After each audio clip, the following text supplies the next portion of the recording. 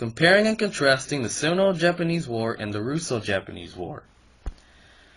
Japan, home of Nintendo, sushi, J-pop, and imperial expansion.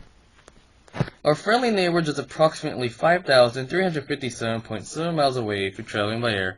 Wait a minute. You have a question. Already? We haven't even started the presentation yet. Alright, what is it? One of the things I mentioned in the beginning isn't related to the others. Well, who said J-pop was normal? Don't worry, I know you're talking about imperial expansion, I hope. Well, it is true. In this video, I'll be taking you back to the age of revolution, industry, and empire, from 1750 to 1914. You might be asking yourself, well, what will we be covering today?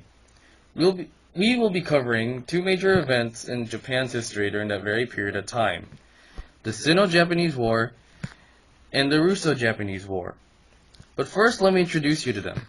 The first Sino-Japanese War was fought between the Jing and the Japanese, mainly over the control of Korea. The Russo-Japanese War was fought between the Russian Empire and, again, the Japanese, as they had disagreements over Manchuria and, again, Korea. Now we move on to our first difference. Fun fact, did you know that these wars are not the same?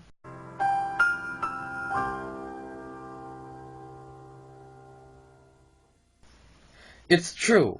One difference that can be spotted quickly can be found in the war itself, the opponents. In the Sino-Japanese War, China is clearly the enemy of the Japanese as they attempted to reassert their authority in Korea. However, we see in the Russo-Japanese War that the focus is now shifted towards the Russians. Now it's their turn. Step away, China, and let a real powerhouse show you how to deal with... Oh, yeah, they lost. Moving on to the second difference. Even though both wars were won by Japan, the effects it had on how the other countries perceived them after their victories were not alike. It wasn't until their victory over Russia that Japan is seen as a threat. Compared to the battle between Russians and Japanese, the effect that the Sino-Japanese War had on Japan is like comparing XP farming, I don't know. oh my gosh, that blue bar is not going anywhere, to just giving your Pokemon rare candy. It may have caught the European powers off guard, but it was the Russo-Japanese War that turned Japan into imperial power. Similarities time. I only have time for one similarity, so we will now talk about one that stood out among the rest.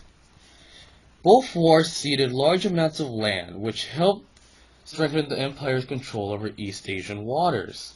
After the Sino-Japanese War, Taiwan, the Pescadores Islands, and the Liaodong Peninsula was ceded into Japan, along with the southern half of the Sakhalin Island after the Russo-Japanese War. Thanks to these expansions, Japan received international recognition of its authority, which basically means, well, don't mess with Japan. Thanks for watching.